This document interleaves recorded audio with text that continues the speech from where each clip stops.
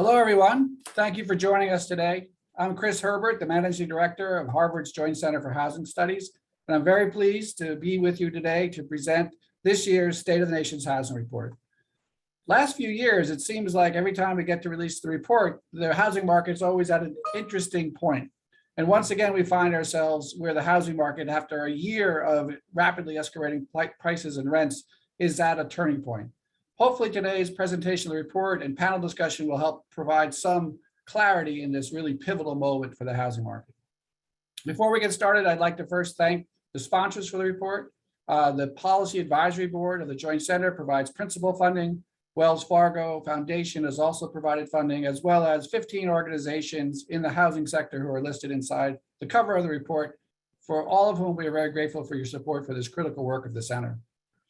As many of you know, this report has been published now for 35 years. And throughout that time, the one constant in the report has been our editor and production person, the person overseeing the production, Marcia Fernald. Marcia has edited every single one of these reports and has worked tirelessly and with expertise to make sure that the report, though written by very many different people over the years, comes through with a clear and consistent voice. Sadly for us, Marcia this year is putting down her pen. And so this is the last report that she will be the editor and producer for.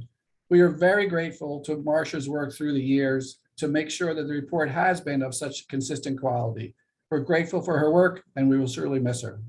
I also want to thank John Skirchak, who has been the designer for the report since 2005.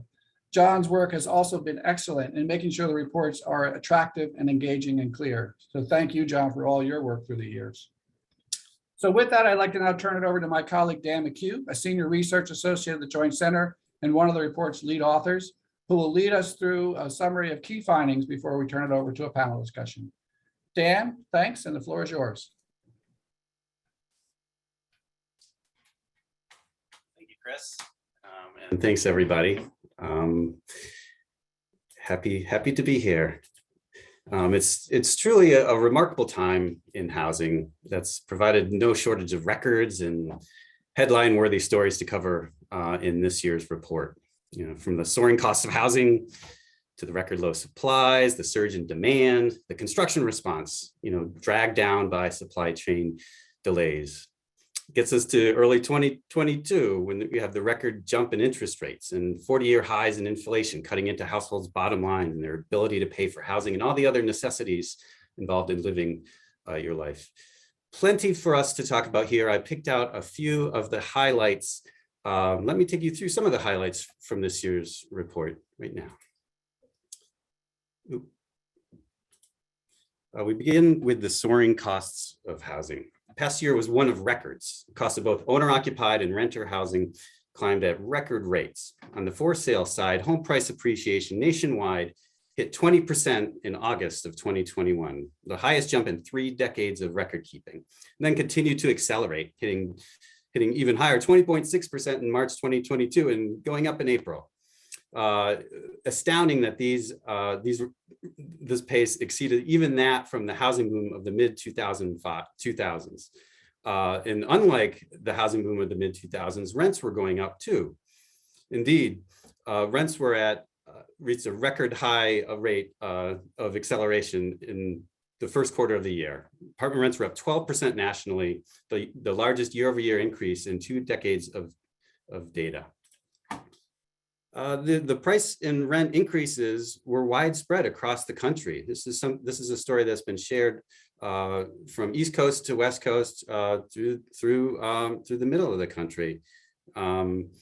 Here, shown here in this map, we see the rental side, where 116 of the 150 markets tracked by RealPage were up by over 10%. That's all the greens and yellows here on this map. Rents are increased over 10% over the past year. 25 metropolitan areas, rents were up over 20%. This stretches from Raleigh, North Carolina, to Las Vegas, to Austin, Texas, to metros in Florida, to New York City metro, all across the country, rapid rises in rents. And the rapid rises in rents and home prices, combine that with increased demand for space during the pandemic in single family homes, investors have moved rapidly into the single family market. Investor shares jumping from 16% before the pandemic to 28%, over a quarter of all home sales in early 2022 and late 2021 going to single family investors. Even higher in some areas, at 40% of all sales, existing home sales in Atlanta going to investors. This is really adding to the pressure on prices and to the extreme lack of housing stock. Here on the right-hand panel, we see that even before the pandemic hit, for sale inventories were near all-time lows and they went down. April 2020, the pandemic hits, inventories of homes for sale goes down 20%. Between April 2020 and April 2021, number of homes for sale goes down another 20%. And then the next year, 2021 to 2022, for homes for sale goes down another 10%. So record shortage of homes for sale on the market. But perhaps nowhere was the rebound in demand and the imbalance between supply and demand more apparent than in these figures from the apartment rental markets. On the left here, we see how the year-over-year change in rented units up 700,000 over the past year, compared to number of new rental apartments up by a still pretty strong 350,000, but twice as much growth in demand than supply. And we can see on the right, this really put pressure, drove down vacancies for rentals. The housing vacancy survey showed the rental vacancy rate was at its lowest recording since 1984. And here in the apartment market, we see this dark line. The low vacancy rates reflect a dramatic turnaround in prime urban areas, the highest cost, highest density neighborhoods, where vacancy rates plunged. Typical cities like New York, where we saw rent growth, I just mentioned, 20% year-over-year rent growth in early 2022. Last year, a complete rebound from last year, where rents in New York City were down by 15%. So a complete reversal of demand that has pushed vacancy rates, even in these prime urban areas, down below pre-pandemic levels. To focus a bit more on the rise in demand, we see household growth here on the left panel remaining surprisingly strong when measured across the first 2 years of the pandemic. 1.6 million households we see in that period. These high household growth levels largely reflect accelerated household formations among households under age 45 over the past 5 years, a continuation of this trend, where we saw that it's really indication that households that had delayed household formation in their 20s are now, over the past 5 years or so, forming households in their 30s and 40s. This has really boosted household growth by an additional 400,000 households each year. And it's been really driving markets. And given the pandemic, we added onto that a strong economic rebound and federal interventions, not the least of which was the moratorium on student loan payments, which saved young borrowers $200 a month on average. So it really was the financial footing to form households and raise household growth. Construction responded to this rise in demand. Housing starts were up 16% over the past year. Single family starts were up by over 1 million for the first time in 13 years. Multifamily starts were up at 30-year highs. But completions didn't quite match starts. Supply chain delays lengthened the time to completion. So perhaps the even bigger story here is that the number of units under construction is higher than at any time since 1973. But the supply chain delays not only added to time, but the costs, the shortage of building materials, the global disruptions, and the other inflationary pressures have led to even higher material costs. We see here on the right that the cost of inputs to new residential construction were up 20% over the past year, following a 13% increase over the previous year. So these higher costs have really made it more difficult to produce modest price housing and added to the high hurdle for potential homeowners. And homeownership demand has been high. Many of the same financial conditions lifting household growth, job growth, income growth, savings growth, combined with low interest rates over the past 2 years to boost homeownership demand. Here we see the number of homeowner households grew by 2.2 million over the first 2 years of the pandemic. lifting the national homeownership rate about 1/10 of a percentage point. Young adults were driving this change. The biggest changes in homeownership rates were among those households under 35.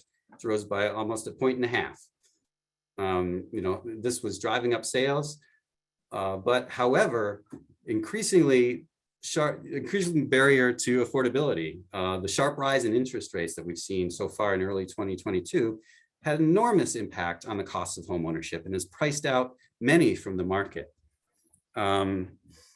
The income needed to qualify for a home has skyrocketed over the past year. Here we see in the right-hand panel, monthly mortgage payments. When you combine the rise in home prices and interest rates, monthly mortgage payments up by $600 a month over the past year on the median price home in the US, from $1,400 to $2,000. Add in taxes and insurance, that gets to $2,800 almost. And when we put these numbers to traditional terms, the amount of income needed to afford this home has risen over the past year from just under $80,000 to almost $108,000, $107,600 needed to afford the median priced home under typical underwriting. So this is, according to our calculations, this is priced out about 4 million renters from the ability to purchase a home just over the past year alone. Starting to slow markets. Home sales fell about 14% between January and April.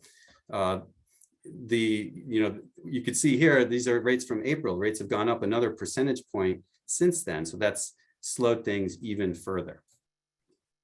But if the door is closing on affordable home ownership, it would lock in some significant inequities in housing. Indeed, it's been a good time to be a homeowner. Rapid price appreciation has been a massive windfall of home equity for homeowners. According to CoreLogic's estimates, about the average homeowner across the country gained about $55,000 in home equity, up to over $100,000 in some states.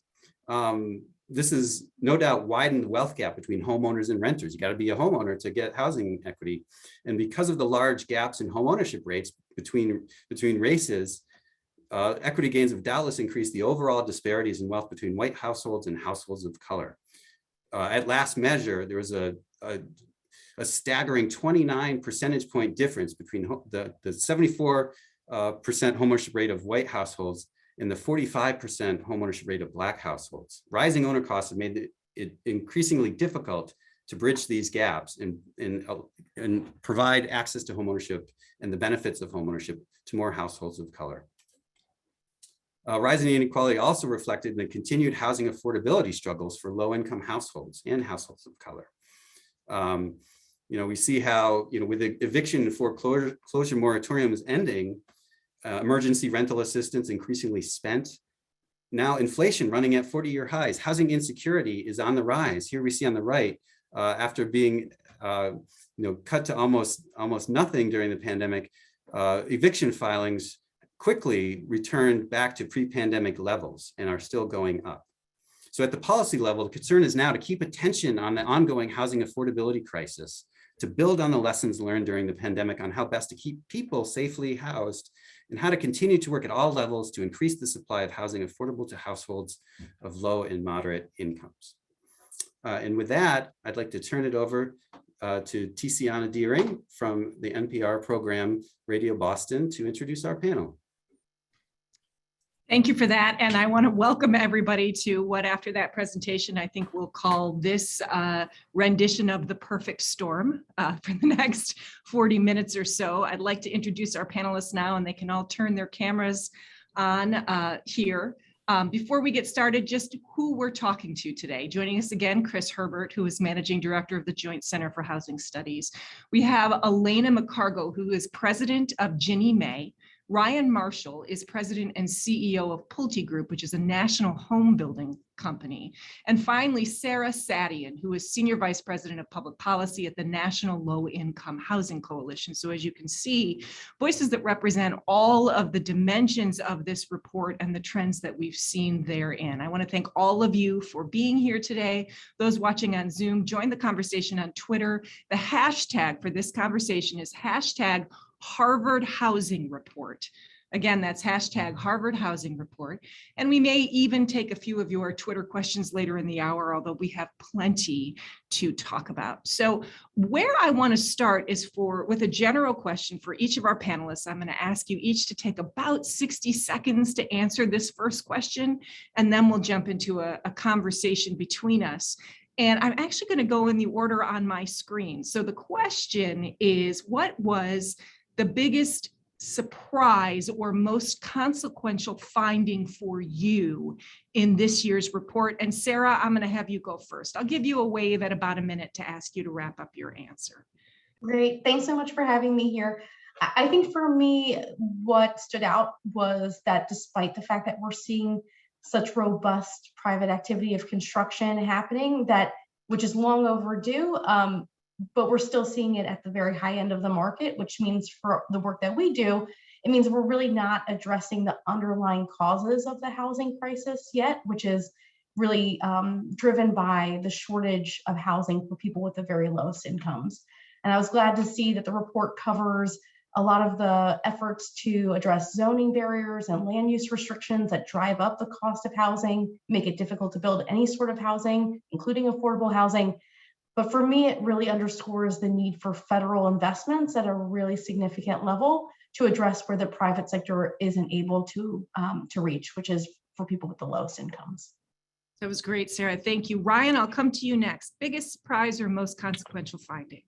A couple things, and I'll start with, there's been a lot of discussion around the supply constrained environment and the lack of housing being produced. Ironically, this is probably the biggest year that housing's had in the last 15 years. So despite the supply chain challenges, which there are many, and we could talk about that for much longer than 60 seconds, I think the housing industry has done an incredible job, and so has the supply chain in producing. The number of new households formed and the fact that we've got so many 25 to 35-year-olds actually creating households and going into the housing world, I think is really a big deal. And then I would tie that to affordability, and Dan talked about it. But the fact that we have seen through 2 years of 20+% appreciation in prices on top of interest rates that are now essentially double what they were 120 days ago. It's as much as $900 more expensive than what it was just 2 years ago. And so the combination of a continued environment where supply is short and decreasing affordability, I think has set us up for a tough road to hoe. Thanks, Ryan. Elena McCargo, I'll turn to you next. Same question. Thank you, and thanks for having me here on this panel. This is great. The report was really a great read, and I encourage everyone to get into it. I'd say most surprising, and this is directed really at you, Mr. Herbert, is the optimism of the outlook for the housing market in the near term. That was sort of where you concluded, and I'll be honest, that surprised me, given where we are and all the dynamics that are at play right now, and the huge affordability problems that we're facing, and then the headwinds ahead with the with interest rates. So there were a lot of caveats to your optimism relating to sort of policymakers needing to make really good decisions in this period. So I thought that was really insightful, and there are a lot of headwinds, and I think that it's difficult to see that there is there are some good things happening in the market, and I just think we have a lot of headwinds that we are facing going forward with high costs, with raising interest rates, high rents, and really some other challenges. The one thing I'll mention too, as most consequential in your report, from my perspective, was your focus on the demographic drivers. Once again, people of color drove most of the household growth and will continue to do that based on population growth and those dynamics. Yet the racial, ethnic, homeownership gaps, affordability gaps that we see continue to expand. That was in the report. It was in the report last year and the year before that. And I just think that that is consequential. We've got to figure out, because I don't think it's sustainable for our country, given the demographic shifts and given the population and household formation numbers, that we continue to see these gaps persist. I think that's a real thing that that we're going to have to grapple with, both at the federal, state, and local level. Thanks, Elena. Chris, pick up on this optimism eyebrow raise from Elena. Yeah, we're at an interesting point where, the main thing we're all reacting to is interest rate rise, right? And the reason why the Fed is raising interest rates as rapidly as they are is because the economy is running so hot. So as we look around ourselves right now, what we're seeing is tremendous demand for housing. Even the latest Case-Shiller-Weiss index that came out shows housing prices are still going up year over year, 20%. We're seeing that even though there's a slowdown in the housing market, homes are still selling. And so there is a lot of both pent-up demand and both for housing that people are still trying to find that home that they really want to get into and are willing to spend the money to get into it. So I think at this point, the fact that we have unemployment as low as it is, people's, household balance sheets are still in a really strong position. And the fact that the housing supply is so tight is giving people confidence to say, I know I want to be in that house a long time, I'm willing to buy it. So there is this kind of the current market conditions. We just had a meeting last week of a bunch of housing industry leaders. And that I would say that was the general thrust, which was I've never felt so worried at a time when everything feels so good otherwise. Because the fact that mortgage rates, I think today are 6.5%. That is really, the Fed is trying to throw cold water on the economy. And I think there is every reason to believe they're going to succeed. So the short-term optimism, Elena, is because I think there's still a lot of strength in the market. But ultimately, I think everyone's looking at 2023 to say it's going to be a whole lot slower, which frankly, if housing prices moderate and rents moderate, that's not a bad thing, as long as we can keep unemployment from going up too much. So Sarah, Elena, and Ryan, I'm going to ask you all to come off mute now. I know that's bold, but it's going to increase our likelihood of being able to have a conversation with each other. And I want to ask, Elena, you've kind of put a stake in the ground around this one already, but Sarah, Ryan, do you share any of that optimism, or does this feel like a dangerous time, or is it a both and? Yeah, I'll jump in first, Tiziana. I actually 100% agree with Chris's statement. I am incredibly optimistic. I was in housing in 2006 and 7 and 8 and 9. I was not nearly as optimistic then. And there are a lot of comparisons being made to the current headwinds that we're facing and how that compares to the great financial crisis. We are in a severe supply-demand imbalance. There is simply not enough housing out there. That was not the case in 2007. And it was part of the reason that we went through such challenges that we went through during the great financial crisis. So I am incredibly optimistic. It doesn't mean that everything's going to be easy for some of the reasons that we've already mentioned about affordability, racial inequity, et cetera.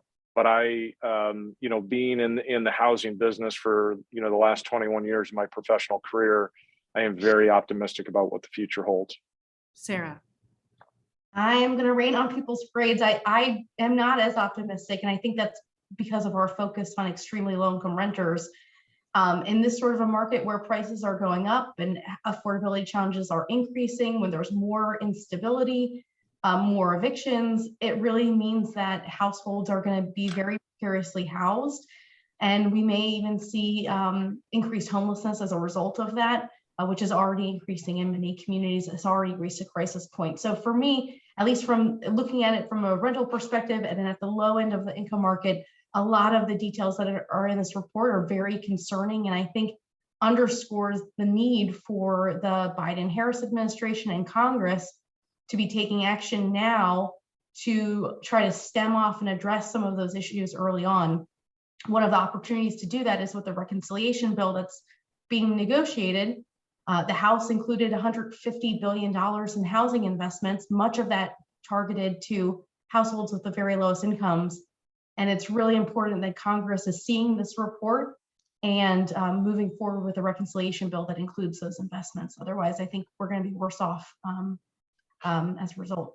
So if I could just, yeah, do. I just want to, I'm optimistic in terms of the state of the market. Is the housing market going to crash? Are we going to see a crisis like 2008? So I don't think we're going to see that.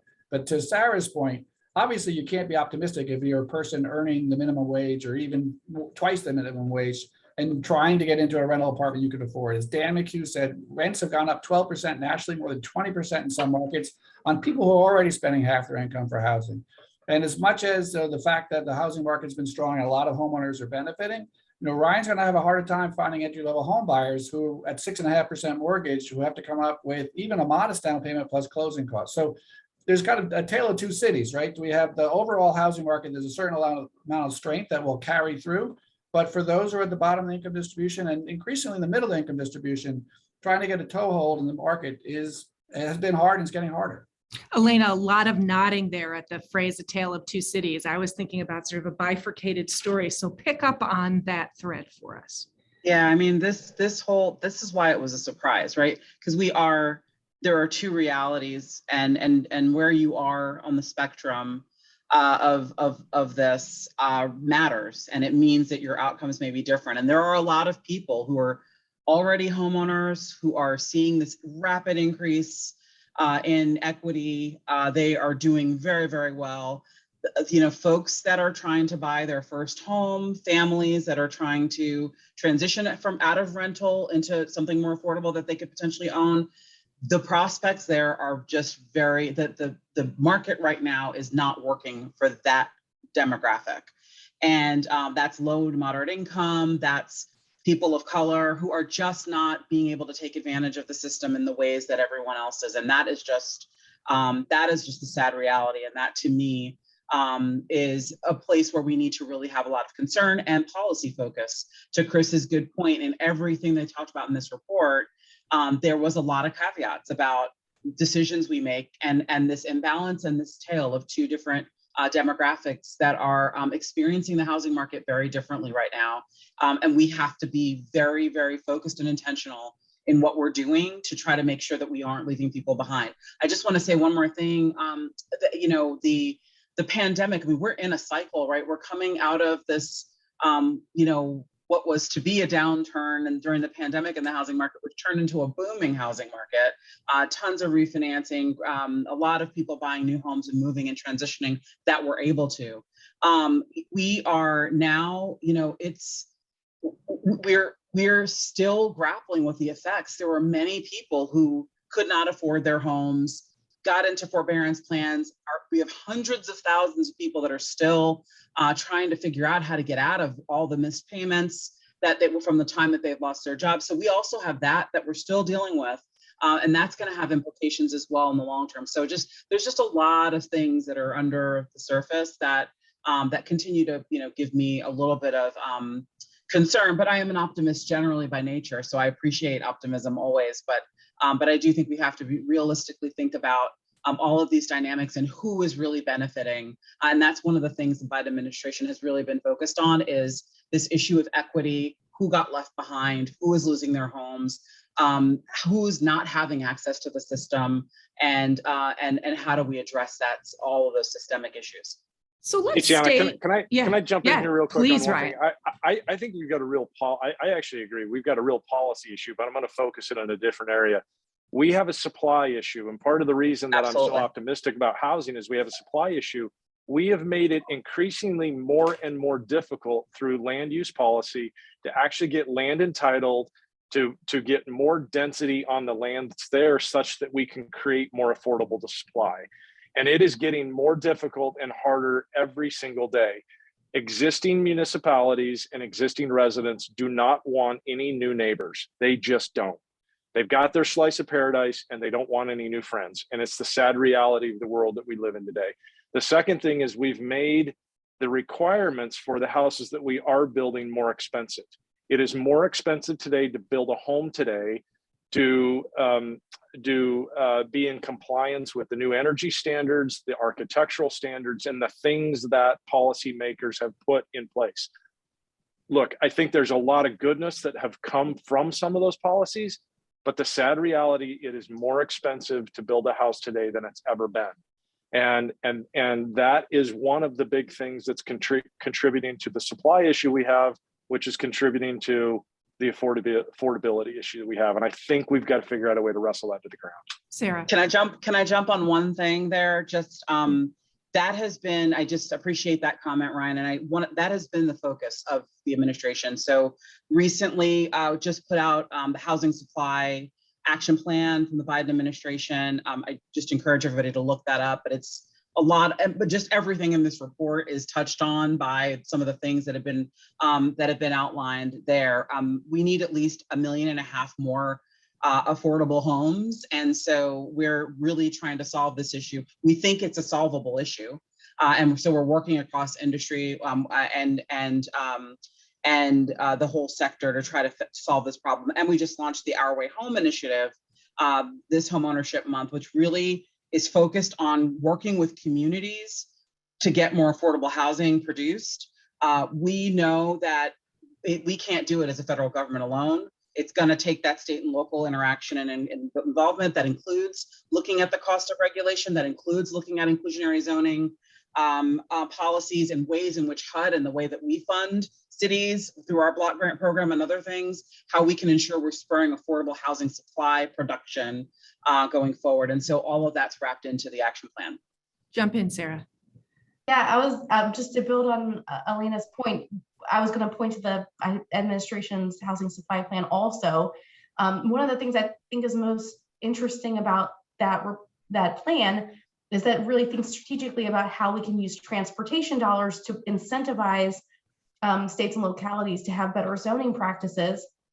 But even that report, the administration sort of indicates that all of those are really important, necessary steps, but it doesn't solve the problem unless Congress is also taking action too, because all of those changes to zoning and will reduce costs, but it won't ever reach the people who have the very greatest needs. Only federal investments can really do that. And so it has to be a process where we're doing everything we can to increase the ability for the private sector to build and to build affordably, paired with the investments that we need to reach households that the private sector can't reach. So I hear you, Sarah. I'm going to turn to Chris, and I do want to actually pick back up on the state and local for just a minute. In that, Ryan made a compelling case and Elena jumped right in supporting it. The questions about what municipalities and states can do to both encourage and make space for more dense housing, more affordable housing, different kinds of zoning, et cetera. And in a system that is as complex as what we're looking at, just touch a little on that policy question, because that takes, collaboration among 50 states and all the municipalities within those states, Chris. Yeah, I would say, Tiziana, the real key actor in this regard, I would say, are states. So localities obviously have a lot of power in land use decisions, but they're granted those powers by states. And localities will have an invested interest in doing what they think is in their best interest. And as Ryan described it, they might think their best interest is to have no new members of paradise. And so states are the ones I think really have to take action to say, are municipalities doing their fair share of allowing for the breadth of housing that we need to house all the people who are part of our state community? So I would point to states as the key actors. We've seen things happening in Oregon and California. Massachusetts passed a housing initiative that mandates that communities that are served by public transit have to allow for 50 acres of land in their community that's zoned for fairly modest density of multifamily housing. Now, this has not been without controversy, but if you think about it, 50 acres of land in a municipality doesn't seem to me to be asking too much. And that's really, and it wouldn't happen without the state driving it. So I really do look to states as the ones who really have to take the lead, because we can't deal with this at a municipality by municipality basis. Well, and the irony of it is that the states are all in an arms race to bring new jobs to their states. Everybody wants more jobs. And the disconnect is that if we're going to bring more people to fill those jobs, we got to have a place for them to live. And for whatever reason, we can't seem to connect those two thoughts. I would also just add on the state point, the states have been flooded with a tremendous amount of capital through the various emergency relief programs that came out of the CARES Act, the Housing Assistance Fund, $10 billion went to state housing finance agencies, emergency rental assistance. There's a lot of funding that has gone out, and a lot of that has gone through the states. And I do think that we've got we've also restarted the multifamily risk sharing program with state housing finance agencies, which is an important program with Treasury and FHA to make a multifamily affordable build and construction gap financing possible. So just all of this to say the states are, I agree with you, Chris, there's a lot of money that's gone out to the states. And I do think there is a disconnect in some places. There is also some capacity issues and other things in terms of being able to get that money into the hands that they need to be in. And that's something that we're very focused on because we, at HUD also puts out a lot of money at the state level, as well as others. So I really think that that we need to spend a lot more time engaging with states, with state legislatures, with governors, to really think about this and think about these holistic plans and what they're going to do with these resources.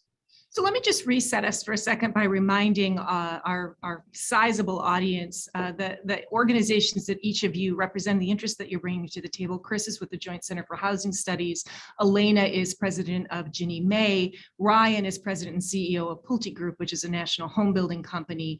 And Sarah is the senior vice president of public policy at the National Low Income Housing Coalition. And Sarah, you've made several references during this conversation to the specific and particular needs of federal policy and federal spending policy. And I'm struck by the fact that Elena just made reference to the millions, if not billions of dollars that various measures since the beginning of the COVID pandemic have taken to pump into rent security, stabilization, et cetera. We also aware that a lot of that is going to expire.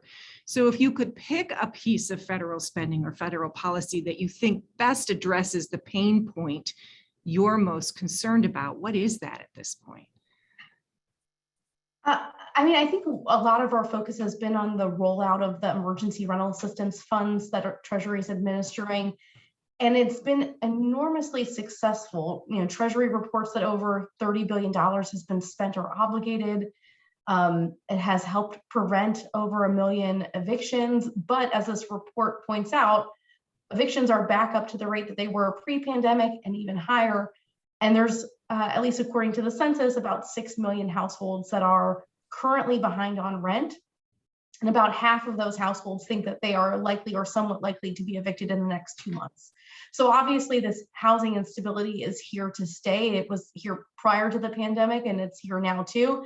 And we know that this is going to have really disproportionate impacts on low income households and especially Black women-led households who are most likely to be evicted and to face housing instability. And at the same time, those emergency rental assistance dollars that have been enormously helpful are starting to run out. We estimate that about 23 states and DC will run out of all of their ERA funds by the end of the year if things go on track as they are now. And we've already started to see programs shut down. About 130 programs have shut their doors to households that need assistance because they don't have the resources. And so I think it's really important that we're thinking about building on the successes of what we've seen has worked during the pandemic and create permanent long-term solutions that are needed. So one that's top of mind for me is creating a permanent program to provide emergency rental assistance. We know that not just in a pandemic, but in other times, households, they face, their car breaks down, they miss a couple days of work, they fall behind on their rent, and sometimes it's just a couple $100s that can keep them stably housed. And I think that really is where Congress needs to be looking in terms of creating new tools to help households stay stably housed, to help landlords stay stable as well. So if you were a guest on my show, the piece that I would say to you next is clearly that there are many in government and lawmakers who don't agree with that philosophy, don't agree with that approach. And certainly it is not a time when we expect Congress to be wildly productive across the House and Senate in terms of getting new policies passed. So with that kind of hanging in a bubble over my head, and Sarah, because I pushed back on you, I'll give you the first chance to answer. Ryan, I'm going to come to you after that. Where is there an opportunity to get a policy change that addresses concerns in the housing market from your perspective, the piece that you're here representing in this panel discussion, that you think can get done fast and should get done soon? And Sarah, since I pushed back on you, I'll start with you. Yeah, and I'll give you 2 examples. One, building on that emergency rental assistance, there is a bipartisan bill, the Eviction Crisis Act, that would create a permanent $3 billion a year program to provide emergency rental assistance. So there is support for long-term solutions. That bill actually was introduced before the pandemic and was sort of used as inspiration for designing the program that we have now at Treasury. And so the proof is already there that this works and it keeps people housed, and there's bipartisan support. The other opportunity, as I mentioned before, is with a reconciliation bill where Democrats can pass something, just 50 votes in the Senate without any Republican support. The House included $150 billion in investments that would go towards these the underlying causes of the housing crisis. So it would address supply for households with the lowest incomes. It would expand rental assistance for households who need it so they can make up the difference between what they earn and what housing costs. That's something that Congress can do right now and are considering and debating right now about what should be in that bill. And that's really the best opportunity that we have to have really robust federal investments that can address this issue directly. Thanks, Sarah. So Ryan, over to you. Yeah, I think a couple of things, and Chris hit the nail on the head. In order for land use policy to change, I think it's got to be at the state and most likely even below the state level to be effective. I think local communities don't want the state interfering in their business, and states don't want the federal government interfering in their business.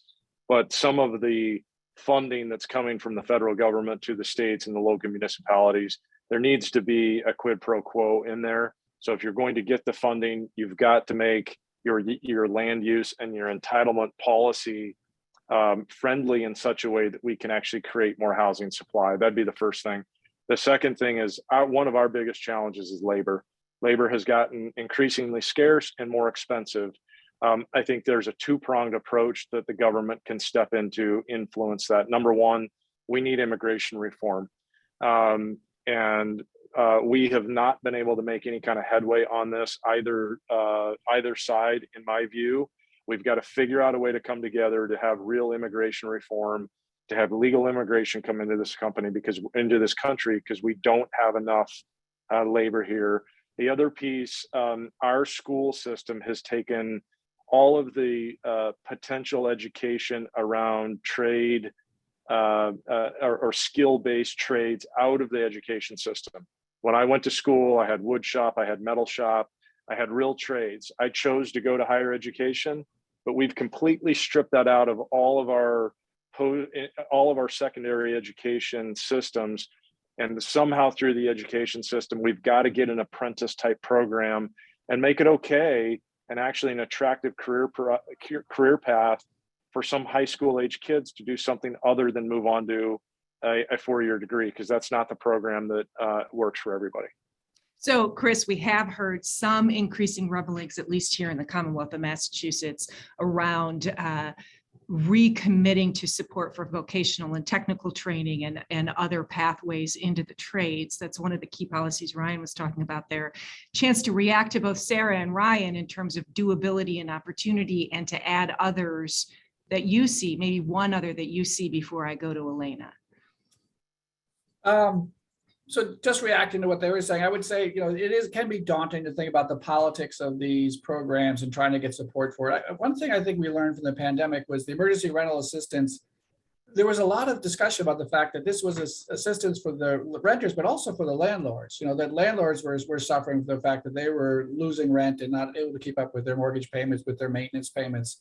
And so I think if we view this as, stuff happens to people and they get financially upended, and it's good for them, it's good for their communities, it's good for their landlords. So I think we need to broaden the idea of who benefits from these programs. And I think we saw that during the pandemic, and we should build on that. I think the issue about regulatory barriers is another example where I think people on the left and the right who care about housing agree that there are regulatory barriers that need to be overcome. So while in other domains we'd have a debate about whether regulations are needed, here there seems to be widespread agreement. And the question is, how do we make it happen? And the Biden administration is looking to try to find levers at the federal level to influence the states through carrots and sticks.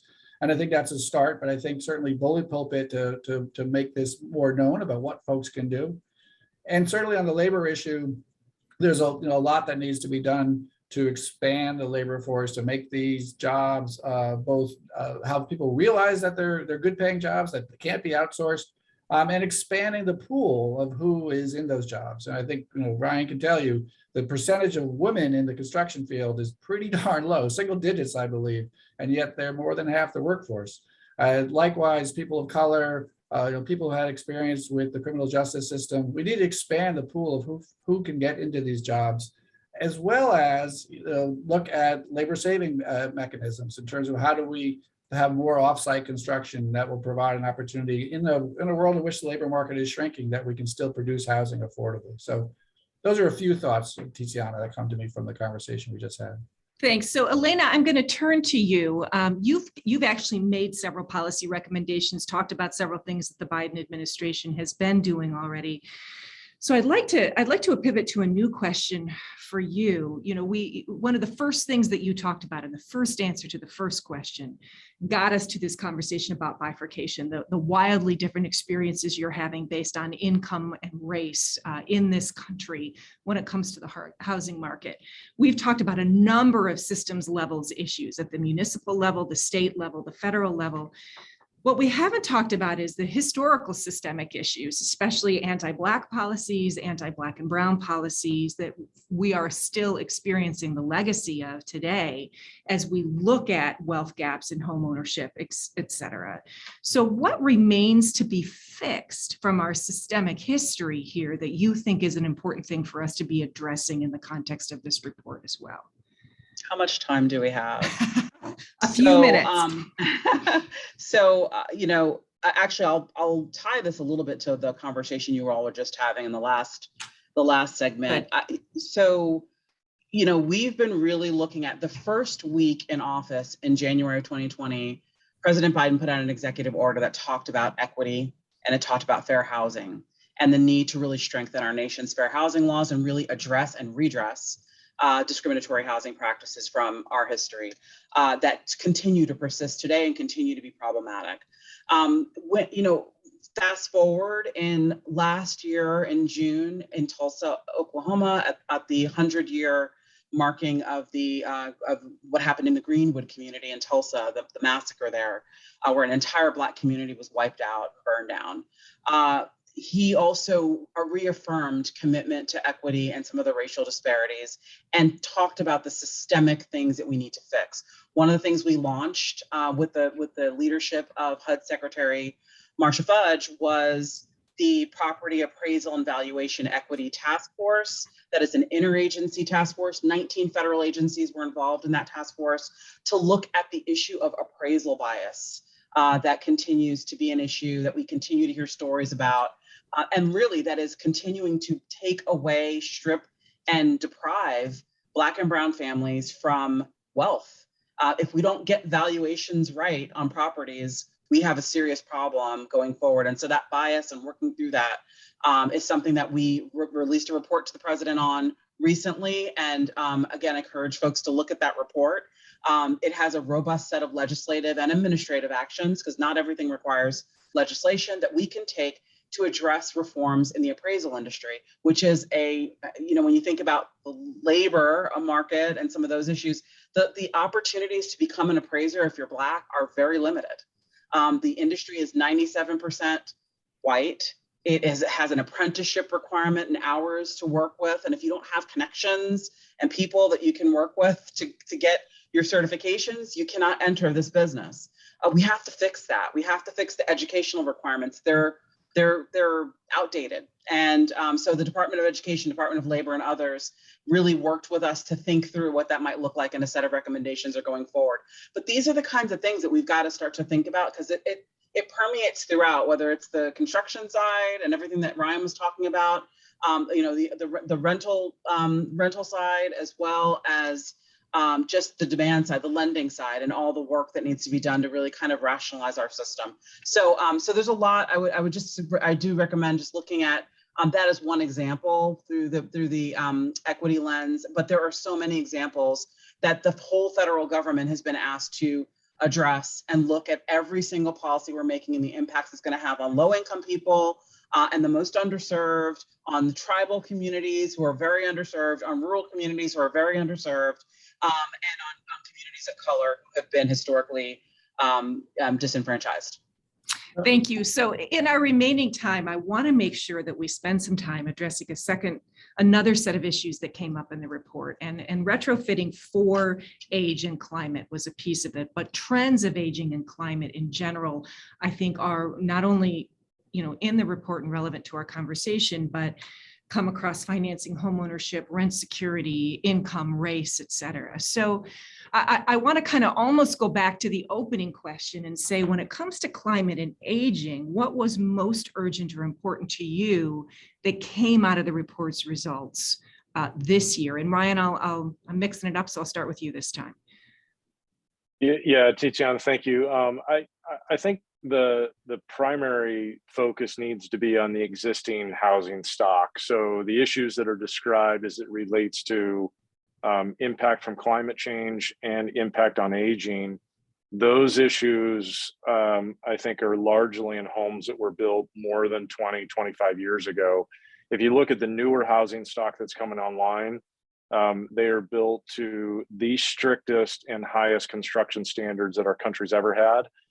So when you think about things like wind-related damage, flood-related damage, there's not a lot of, not as many incidents that will affect those homes because of the way they're built today.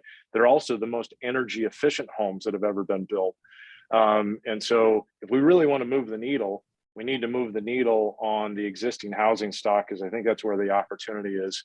As it relates to aging, I think the same holds true. When you think of the homes that are being built today, they've got wider hallways, they've got bigger bathrooms, they've got zero entry thresholds. And at least speaking for our company, and I think many of our competitors, we all have an ADA modification system where we will custom fit and build any of the homes that we build to whatever a customer needs to accommodate, their aging or their disability. So, it might sound like I'm saying that the new construction industry is perfect. We're not.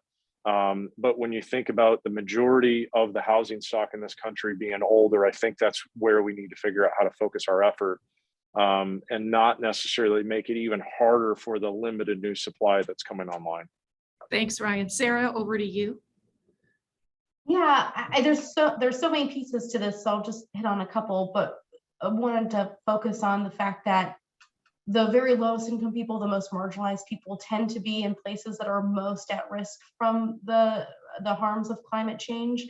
And we know that our systems are just not prepared to prevent harm and to help sustain people after a disaster. And so this conversation about how do we retrofit properties so that they're better, more resilient, it's really important, but it's important to know too that any of the changes that we're making to these buildings might relate to higher costs and higher rents, which means more unaffordability for the people who are living there. And so there has to be a combination of federal resources that are going into to help offset the cost of those repairs and those resiliency changes to make sure that those units remain affordable to people with the lowest incomes. I'm going to come to you next, Elena. Chris, I'll go to you. Sure. Yeah. So last year, HUD put out its first ever climate action plan, and part of that Ginny Mae really played a big role in was looking at the financial related impacts of what's happening with climate change and what that may mean in the future: more flooding, more disasters, more homes lost, and how do we keep up with that, and what does it mean to the financial viability of all the loans that we have under management. We have been continuing to look at this. This is one of the greatest risks that we face in the market, and so this is this space looking at and working really in collaboration with FHA on how the lending and programs to help with what I think both Ryan and Sarah both said, there is expense that is related to retrofitting your home or getting it ready or even modifying it if you're a senior.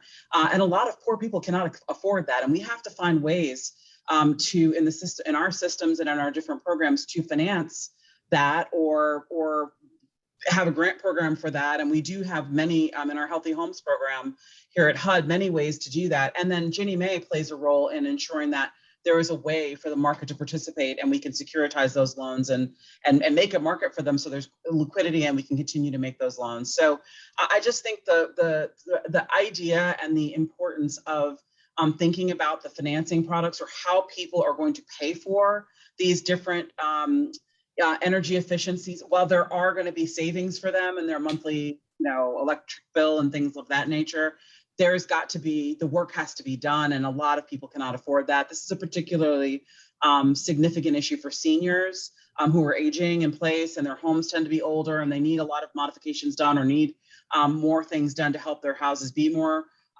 sustainable. And so I just really think that this is something that we're really grappling with right now, and the Climate Action Plan starts to talk about all these issues as it relates to housing, and I think we just have a lot of work to do on this issue. So Chris, we have 2 or 3 minutes left. Let me invite you to briefly clean up on what we were just talking about around climate and age, and whether maybe there are hidden or less obvious details in what you learned this year that you want to draw out there. Or if you want to go in another direction on it, you can do that too. Well, no, I guess I would just echo what Ryan was saying, which is I think the existing housing stock is really where the big investments are needed, and that it's a range of efforts that's needed to happen. At one level, there's plenty of folks who have the resources, but probably need to have the education and the information needed to make decisions. A whole bunch of folks my age, 60, are remodeling their homes as they go into this next phase of life, and may not be thinking about my 80-year-old self and what I need. So I think that, for people who have the wherewithal to do it, we just need to make sure people are making smart decisions. Other folks may just need a nudge, a little bit of incentive, but then at the bottom of the income distribution, there's a whole lot more subsidies are needed. So I think we need to just give a lot more thought on policy about education, nudges, and financial incentives to make these changes happen, because otherwise, there's just a whole lot of housing that's just going to stay the way it is and not be suitable for our aging population or our changing climate. Okay, I'm going to ask everybody to come off mute now, and we're going to do just a couple of very quick kind of yes and no lightning rounds as we wrap here. And the first one is it going to get better anytime in the next 5 years? Elena? Optimist I am, yes. Ryan? Yes, 100%. Sarah? Less optimistic. I think we had the best opportunity that we would have had for a generation to pass major housing investments, and we are on the cusp of losing that opportunity and that window closing. So I'm not as optimistic about that. And Chris? I think in the short term, I think things might get a bit worse, but I think over the next 5 years, there's increasing supply and moderating demand suggests that things can get better. Okay, and in a sentence, something that's not in the 2022 report that you think might show up on the radar screen for 2023. Reverse order, Chris. I'm going to actually point to something that is in the report that we haven't talked about, which is the fact that population growth is lower than it's ever been since we began recording in 1900. We're not seeing population growth because we're not having immigrants, and we're not seeing population growth because of lower births and higher mortality. That's a real warning light for our housing market and for our country. So I think we really need to think about our immigration policy if we're going to have a healthy market going forward. Okay, and let's keep this rapid fire. Sarah? Something I'm going to be looking into as the years go on is seeing the long-term housing instability coming out of the pandemic, whether and how that results in higher rates of homelessness. I think homelessness is usually a lagging indicator. And so I'll be keeping my eyes out to see what increases and where. Elena? So one thing we haven't talked about, and I just would say, is on my mind because of the role I sit in, is the health and viability of the mortgage lending ecosystem. And one of the things we spend, it keeps me up at night, is the health of mortgage brokers, bankers, the capital and liquidity in the system to support and be able to continue to do the lending that is needed to have a viable market. And I just feel like we are on the cusp of a very, refinances are drying up, interest rates have gone up, home prices are up, demand, things are starting to soften in markets all over the country. And we really just have to keep an eye out on the health and viability of actual lending institutions that are supporting our system. Thanks. And last word to you, Ryan. Two things. Number one, I think we need to figure out a way to have a green, environmentally friendly energy mortgage. We need to incent homeowners to actually build more energy, or would be willing to buy more energy efficient homes. It's expensive, and we got to figure out a way to do that. And then second would be the evolution of the single family rental space. It is very, very young in its maturation process. It's playing a much more significant role in housing, and I think it'll be interesting to see how that evolves. All right. And with that, there is so much more we could talk about, obviously, but I want to thank all of our experts today, as well as Dan, the panelists. Listen, if you want the full report, it's available on the Joint Center for Housing Studies website, along with a ton of data, interactive maps, and tools. Sarah, Chris, Elena, Ryan, thank you. And with that, I think we're done. Thank you. Thanks.